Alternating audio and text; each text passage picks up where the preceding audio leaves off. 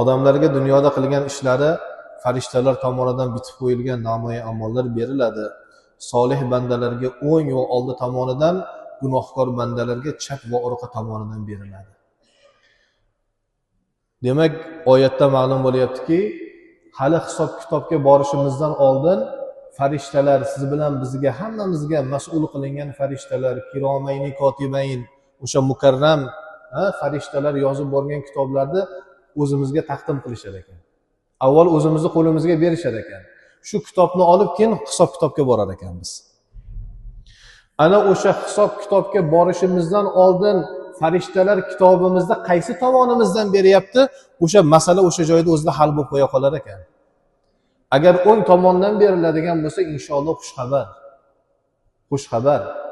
Alloh saqlasinki, chap tomondan beriladigan bo'lsa, endi bu bandani o'ziga o'sha joyda ma'lum bo'lar ekanki, endi ahvoli og'ir banda. Shuning uchun ulug'larning duosiga qarasangiz, Alloh ham kitobimizni qiyomat kunida o'ng qo'limizdan bergin deydi. Bu bejizga emas, bu mana oyatga muvofiq. Alloh taolo oyatida mana shu narsani zikr qilgan.